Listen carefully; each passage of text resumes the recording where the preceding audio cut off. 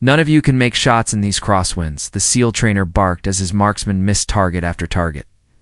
Nearby, an elderly groundskeeper paused from raking leaves. He glanced at the whipping flag, then toward the distant targets. "Pardon me," he said softly, "but the wind's blowing from the northeast about 15 knots. Mind if I demonstrate something?" Early sunlight stretched over the Coronado training range.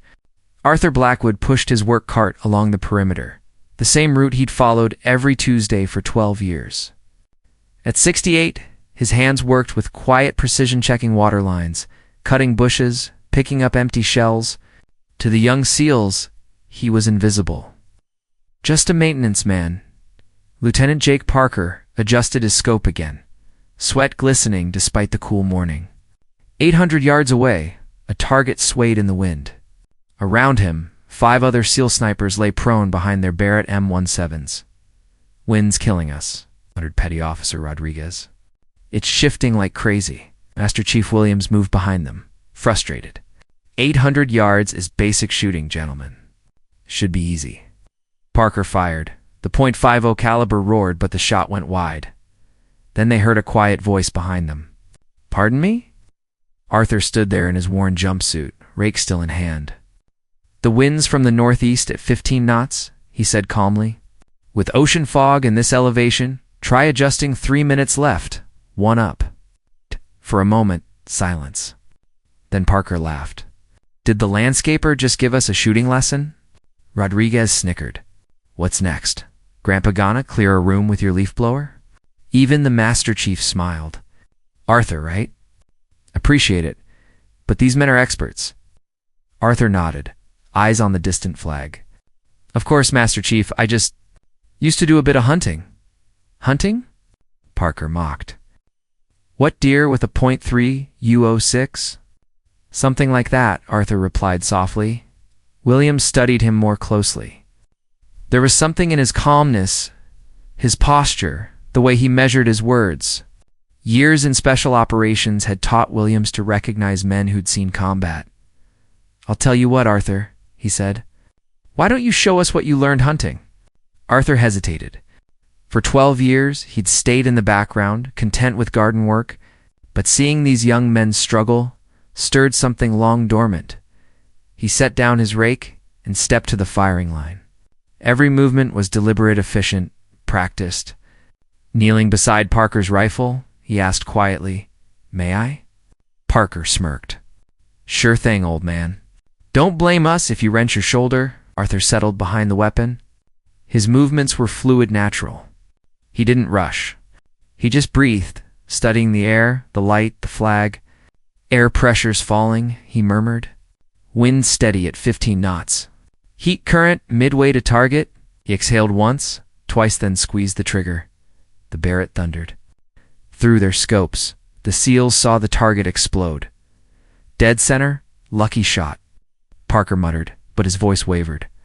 Arthur worked the bolt smoothly and fired again. Another perfect hit. Then another and another. By the 5th shot, the target was shredded beyond recognition. Master Chief Williams lowered his binoculars, expression unreadable. "Arthur," he said quietly, "what exactly did you hunt?" Arthur looked up, eyes cold and distant. "Different kind of hunting, Master Chief." Williams felt the hair on his neck rise. That precision, that breathing rhythm, it was the mark of a sniper. "What's your last name again?"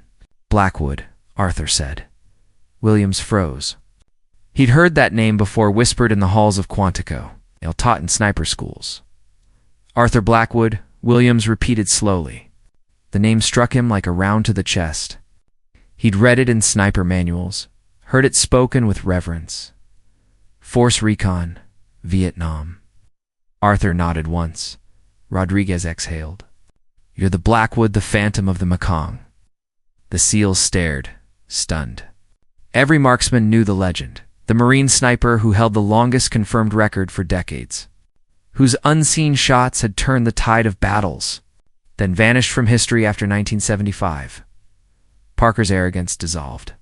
"Sir, we had no idea." Arthur rose slowly, joints creaking after years of quiet labor. "No reason you should. That was long ago."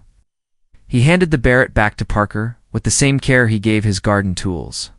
But my wind call still stands northeast, 15 knots. 3 left, 1 up. Williams stepped closer, his tone now respectful.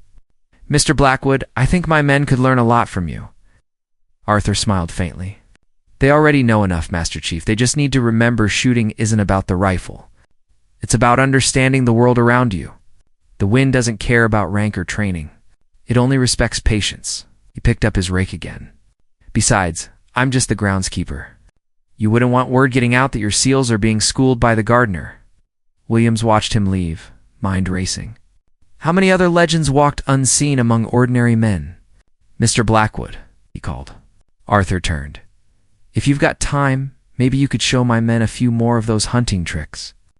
Arthur studied the young faces, now filled with respect instead of mockery. I suppose I could spare an hour after I finished the sprinklers. For the next 3 months, Arthur Blackwood became an unofficial instructor at the Naval Special Warfare Center. He taught lessons no manual contained: how to read mirage lines, sense moisture shifts, and listen to the wind rather than fight it. The SEALs learned more than marksmanship. They learned humility, how mastery can hide in plain sight behind worn hands and quiet eyes. Parker, the lieutenant who'd mocked him, became Arthur's most devoted student. His aim improved, but more importantly, so did his character. Arthur Blackwood had once been the Phantom of the Makonga Marine Force. Recon sniper with 347 confirmed kills and a Medal of Honor. Earned for an operation still classified decades later. When the war ended, he'd done what many veterans did, disappeared into civilian life, finding peace in work that asked nothing more than patience and care. For 12 years, he tended the gardens of a place where new warriors were forged. And on one windy Tuesday morning, watching young operators struggle with fundamentals he'd mastered half a century ago, the ghost had quietly stepped out of the shadows. Sometimes the greatest heroes live among us unseen: the janitors, the mechanics, the gardener's people whose steady hands once shaped history. So next time you see someone quietly doing their work, remember, they might not just be maintaining the grounds. They might be guarding stories the world has forgotten. This story is fiction, written to honor the unseen heroes who served, sacrificed, and now live humbly among us. Any resemblance to real people or events is purely coincidental.